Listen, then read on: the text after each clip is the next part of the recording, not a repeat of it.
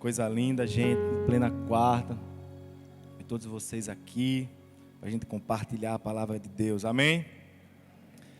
Queria logo falar que o nosso pastor está morrendo de saudade de todos vocês. Se ele pudesse, ele estaria aqui hoje. Mas como vocês sabem, né? Ele está online, eu tenho certeza que ele está online. Tenho certeza, queria logo mandar um beijão para ele, fazer o coração. A gente também está morrendo de saudade. A gente sabe que ele precisa desse tempo de descanso, ele nunca abriu mão disso. E ele tem nos ensinado muito sobre isso. E ele vai voltar logo, logo aí com tudo, carregando ainda uma unção ainda maior. E todo mundo sabe que quando ele volta de férias, ele volta cheio do fogo. Ele está de férias só daqui, gente, mas de Deus não. Amém? Vamos lá. E o tema da nossa mensagem de hoje é: qual a sua prioridade? Você sabia que aquilo que nós fazemos na primeira hora do nosso dia interfere em todo o resto do nosso dia? Estudos mostram que a forma com que nós acordamos estão diretamente relacionados à vida que nós levamos. E a vida que nós levamos, por consequência, influencia o nosso futuro. Então, se a gente quiser mudar o nosso futuro, a gente tem que começar mudando a primeira hora do nosso dia. Primeira hora do dia. Priorizar nada mais é do que colocar certas escolhas em ordem. Nós, como cristãos, temos que ter algumas prioridades, mas uma prioridade acima de todas: amar e honrar a Deus de todo o nosso coração. Quando nós colocamos Deus como a nossa prioridade, estamos colocando Ele no lugar mais alto da nossa vida. E quando nós fazemos isso, Ele nos abençoa e de nada sentimos falta. 1 Pedro, no capítulo 1, versículos 8 e 9, dizem: mesmo não tendo visto, vocês o amam, e apesar de não o verem agora, creem nele e o exultam com alegria indizível, pois vocês estão alcançando o alvo da sua fé, a salvação das suas almas. Deixa eu fazer uma pergunta: vocês podem confiar naquilo que não veem? A resposta é sim. Porque tudo na nossa vida depende daquilo que nós não vemos. Seja a gravidade, seja o ar que nós respiramos. E na nossa fé não é diferente. A nossa fé em Jesus, ela é tão natural como qualquer uma dessas coisas que eu acabei de falar. O problema é que os nossos corações são céticos. Ele não acredita que exista alguém tão bom, que exista alguém que nos ama tanto, alguém que quer cuidar de nós e tem cuidado. Mas eu quero te dizer que hoje Deus vai arrancar toda a incredulidade do seu coração e vai te levar a um novo nível de fé. Amém? Eu vou repetir para você não perder essa oportunidade. Hoje Deus vai arrancar toda a incredulidade do seu coração e vai levar você a um novo nível de fé. Amém. O nosso pastor, ele sempre nos ensinou um estilo de vida: sem Bíblia não tem café. É ou não é? E essa frase não é um jargão, é justamente isso, um estilo de vida. Um estilo de vida de entrega, de amor, de dedicação, de fé e de prioridade. Eu não estou dizendo que vai ser fácil. Não é fácil ter essa disciplina. Não é como uma receita de bolo que a gente segue o passo a passo e vai ter um resultado garantido. Não, mas o que eu estou dizendo é que toda repetição gera uma retenção. E todo esforço feito repetidamente uma hora vai se tornar um hábito na sua vida. E se tem um hábito que nós precisamos ter, é de dar prioridade a Deus e às coisas de Deus. Esse é um hábito que nós não podemos abrir mão. Vocês estão comigo? Martinho Lutero disse que se eu deixar de gastar 2 horas em oração a cada manhã, o diabo consegue vencer no decorrer do dia. E é isso que nós precisamos dizer e fazer também. E hoje eu quero compartilhar com vocês a história de um rei, o rei Josias. Pense num cara que sabia o que era priorizar a Deus. E é com a vida dele que nós vamos aprender hoje. Vocês estão prontos? Vocês estão prontos? Amém. Agora, então vamos lá. Em primeiro lugar, quem prioriza ao Deus dos céus abomina aos deuses terrenos. Em 2 Crônicas, no capítulo 34, do verso 1 ao 7.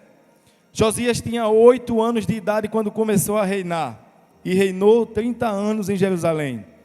E ele fez o que o Senhor aprova e andou nos caminhos de Davi, seu predecessor, sem desviar-se nem para a direita nem para a esquerda. No 8º ano do seu reinado, sendo ainda bem jovem, ele começou a buscar o Deus de Davi, seu predecessor. No 12º ano do seu reinado, começou a purificar Judá e a Jerusalém dos altares idólatras e dos postes sagrados, das imagens esculpidas e dos ídolos de metal.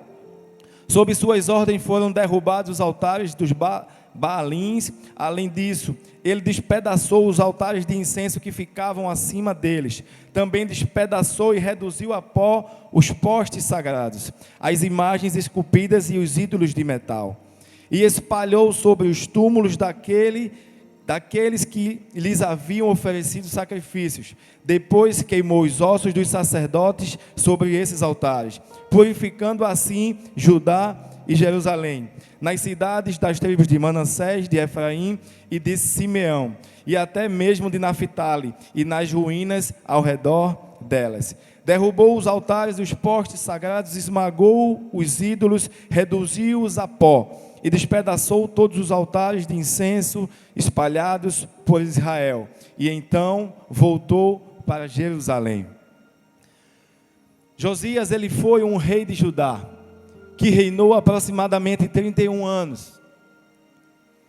E a história de Josias está na Bíblia registrada nos livros de 2 Reis, capítulos 22 e 23, 2 Crônicas, capítulos 34 e 35.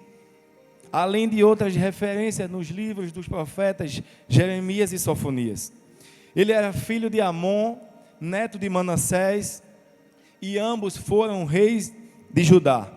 Mas os seus reinados foram marcados por uma grande apostasia, ou seja, o abandono da fé. E mesmo tendo mostrado um arrependimento no final da sua vida, Manassés foi um dos piores reis das histórias do Reino do Sul. E seu filho Amon seguiu pelo mesmo caminho. Josias, ele se tornou rei, gente, quando tinha apenas 8 anos de idade. Você consegue imaginar a responsabilidade? E a Bíblia diz que Josias foi um dos bons reis de Judá. Diferentemente do seu pai e do seu avô, ele prezou pelo verdadeiro culto a Deus. E o cronista escreveu dizendo que no 8º ano do seu reinado, ou seja, quando ele tinha 16 anos de idade, ele começou a buscar o Deus de Davi, seu pai, porque Josias era descendente do rei Davi. E no 12º ano do seu reinado, aproximadamente aos 20 anos de idade, ele deu início efetivamente às reformas de Jerusalém e Judá, alcançando inclusive o norte de Israel. E é interessante também nós sabermos que o profeta Jeremias começou o seu ministério justamente durante o reinado de Josias. Então, pensando na história típica desse rei, gente, nós vemos que Deus, Ele sempre usa a vida de pessoas disponíveis, que estão disponíveis a colocar Ele em primeiro lugar. Nós vemos que existiam vários reis mais velhos, mais experientes e até talvez mais sábios do que ele. Mas Deus não usou a vida deles, porque eles estavam entregando as suas vidas justamente a falsos deuses. E o rei Josias, com apenas 16 anos, começou uma reforma, uma revolução para mudar a prioridade daquele povo, que estava completamente corrompido pela idolatria a falsos deuses. E como isso é precioso, gente. Quando nós nos posicionamos no lugar certo e priorizamos o Senhor, nós alcançamos o nosso propósito. Somos cheios de coragem, cheios de ânimo para continuar, somos cheios de confiança para mudar tudo aquilo que é necessário. Infelizmente, a maioria das pessoas de hoje consideram que nunca fariam isso como os povos antigos fizeram. Adorar outros deuses e abandonarem o Senhor. Mas a realidade é bem diferente.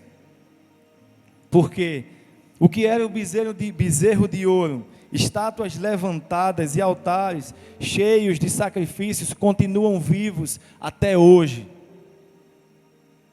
Só o formato que mudou. Quer ver? Você pode não declarar adoração de forma específica a um outro Deus, mas é completamente viciado em redes sociais. Você pode não entoar canções a outro Deus, mas está cativo à pornografia ou a algum outro pecado de estimação. Você pode não levantar as mãos e clamar a um outro Deus, mas não começa o seu dia adorando a Deus. O tempo da adoração a falsos deuses não acabou. Foi apenas o formato do bezerro de ouro que mudou.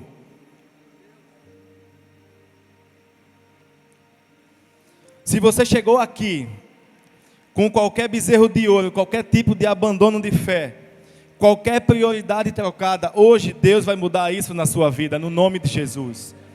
No nome de Jesus.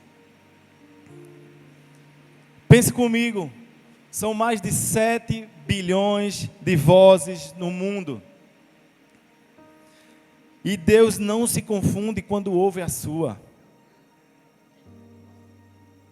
Ele está lá preparado para te ouvir, para te encontrar no lugar secreto. E o que você faz? Qual é a resposta que você tem dado a essa espera da parte do Senhor? Qual é a resposta? O rei Josias tinha 8 anos quando assumiu o reinado. 16 anos quando começou efetivamente a reforma. Não é muita idade. Mas ele buscava maturidade justamente no lugar certo, na pessoa certa, em Deus. Deus pode derramar sobre sua vida durante a intimidade com Ele. Aquilo que Ele pode derramar nesse tempo sobre sua vida é muito maior do que a sua idade, muito maior do que cursos teológicos, do que qualquer graduação, qualquer mestrado, qualquer doutorado. É muito maior.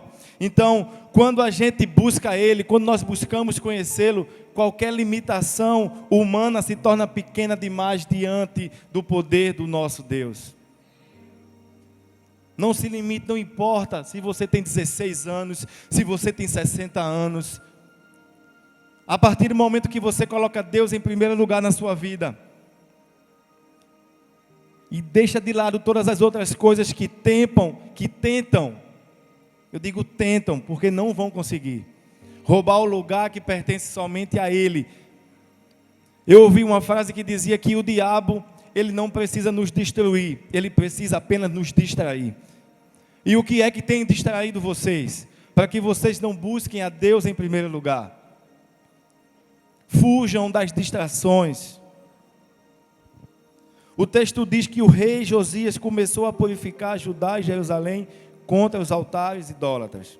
E só é capaz de purificar algo aquele que entra no Santo dos Santos e se purifica primeiro. Somente assim. Quando encontramos qualquer coisa que esteja tentando tomar o lugar de prioridade do Senhor, devemos fazer o mesmo que o rei Josias fez. derrubar, despedaçar e reduzir a pó toda investida de Satanás. Amém ou não amém? Quem prioriza o Deus dos céus, abomina aos deuses terrenos. Em segundo lugar, quem prioriza o Deus dos céus, se preocupa em restaurar aquilo que foi perdido.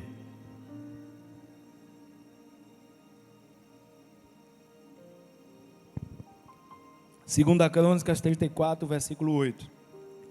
No 18º ano do reinado de Josias, a fim de purificar o país e o templo, ele enviou Safã, filho de Azalias, e Maazéias, governador da cidade, junto de Joá, filho do arquivista real Joacás, para restaurar o templo do Senhor, o seu Deus.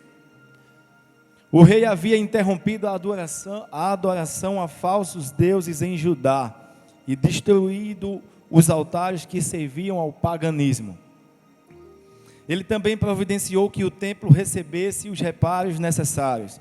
E foi durante essa época que o sumo sacerdote Ilquias encontrou o livro da lei no templo, gente. É isso que vocês estão ouvindo. Ele achou o livro da lei no templo. Eu não sei se você entendeu, mas o livro estava perdido dentro do templo. E como você consegue perder um livro dentro do templo? Da mesma forma que você consegue perder um livro dentro da sua casa. Será que a sua Bíblia está perdida dentro da sua casa? Ouça a história desse pastor. Um pastor teve um jantar na casa de um casal da sua igreja. E depois que ele saiu, a esposa disse ao marido: eu acho que o pastor roubou a nossa colher. E esse ocorrido incomodou-a durante todo o ano. No ano seguinte, o casal teve outro jantar com o pastor. Incapaz de resistir, a mulher perguntou: pastor, o senhor roubou a nossa colher no ano passado? E ele respondeu: não, eu a deixei dentro da sua Bíblia. Meu Deus. Será que nós temos perdido o livro da lei dentro da nossa casa? Como eu disse, o diabo só precisa nos distrair. Isso aqui é uma das coisas que tem nos distraído, que tem matado uma geração.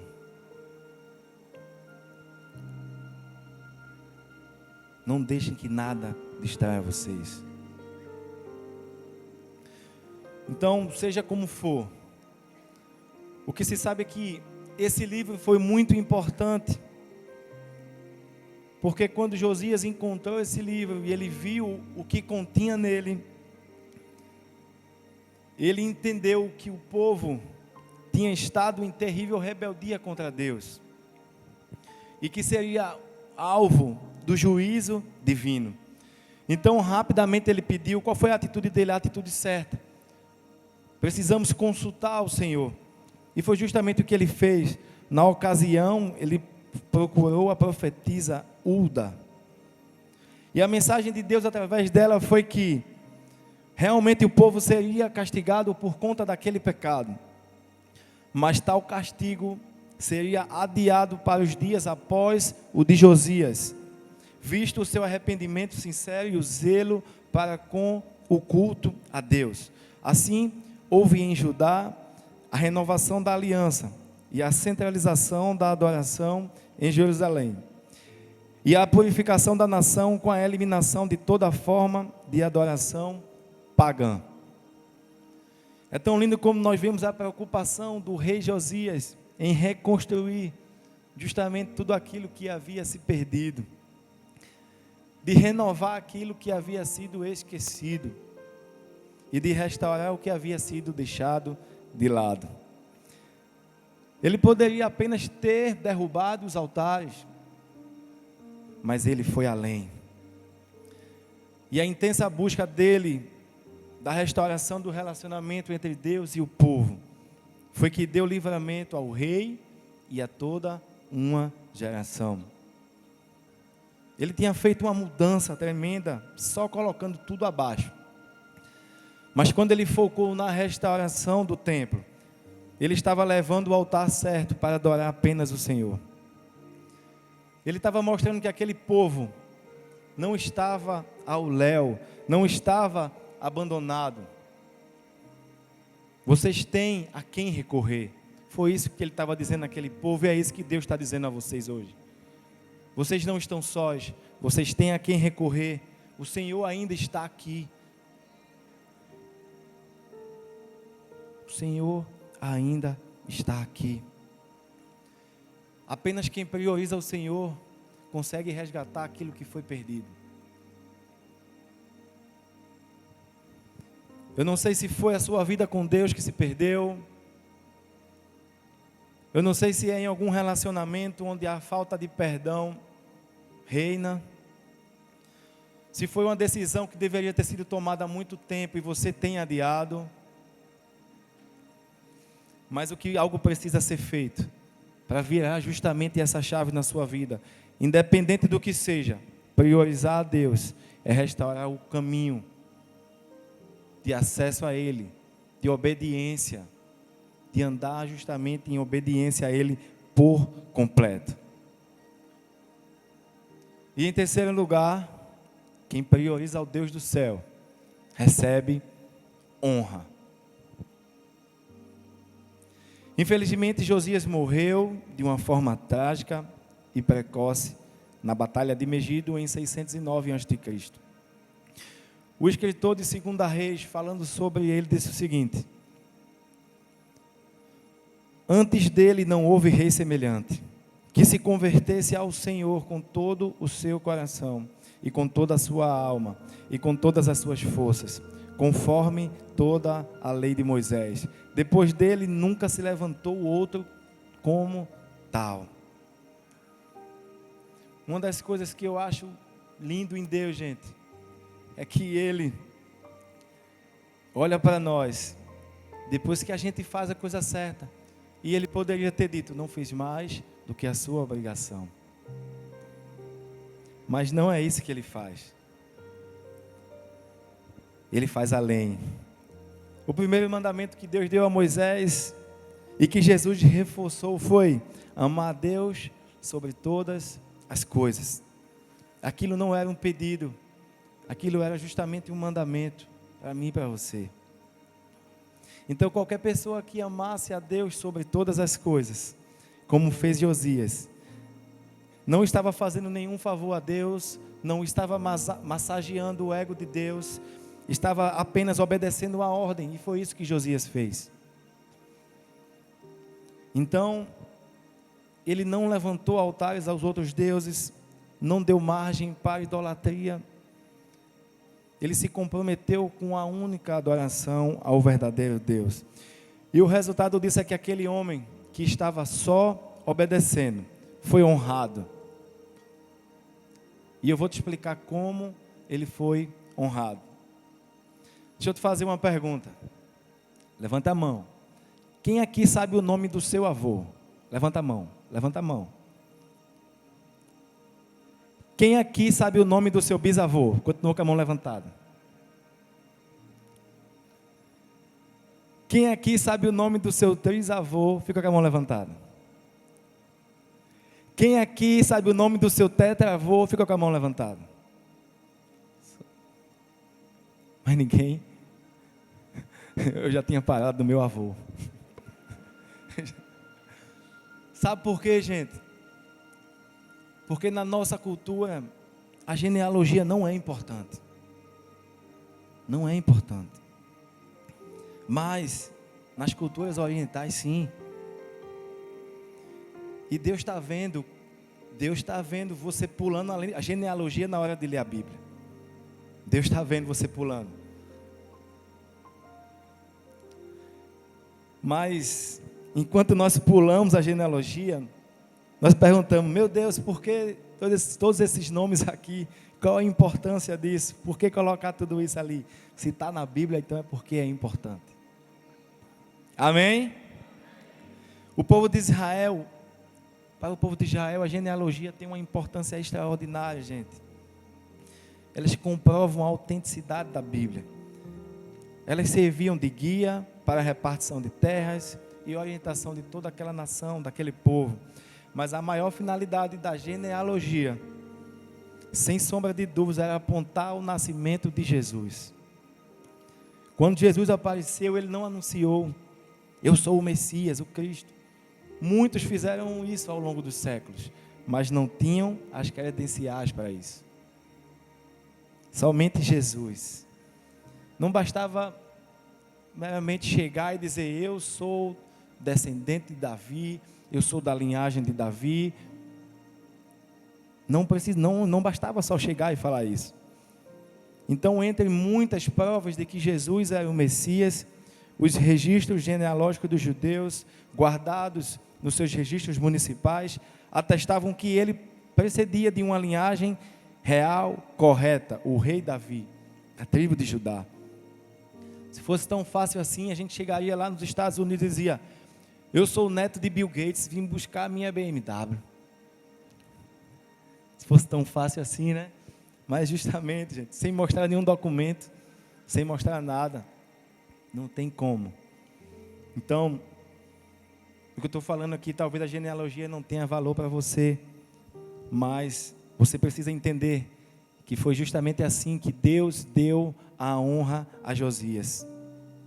Pela obediência daquele homem, Deus deu a ele a honra de participar da genealogia do seu filho Jesus. Em Mateus 1, versículos 10 e 11, Ezequias gerou Manassés, Manassés gerou Amon, Amon gerou Josias, e Josias gerou Jeconias e seus irmãos, no tempo do exílio da Babilônia. No Novo Testamento, o rei Josias aparece como os nomes citados na genealogia de Jesus, registrada pelo apóstolo Mateus. E a vida de Josias nos ensina que toda vez que nós obedecemos a Deus, nós revelamos Jesus ao mundo. Você já parou para pensar que naquela nação tiveram muitos reis e todos eles poderiam ter entrado na genealogia de Jesus, mas não foi isso que aconteceu. O critério de honra de Deus não é como o nosso. Deus não honra pelo sobrenome, Deus não honra pelo status, Deus não honra pelo dinheiro. Deus honra pela obediência e Deus honra pelo coração. O amor é para todos. Anota essa aí, pastorzão. Anota essa aí. O amor é para todos, mas a honra é só para os obedientes. Fica de pé no seu lugar.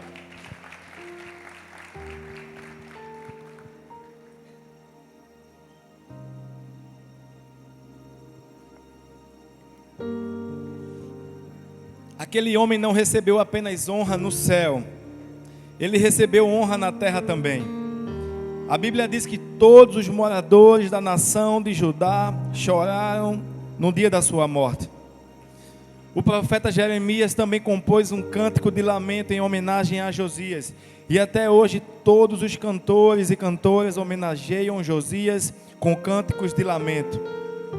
Esses tornaram uma tradição de Israel e estão escritos na coletânea das Lamentações.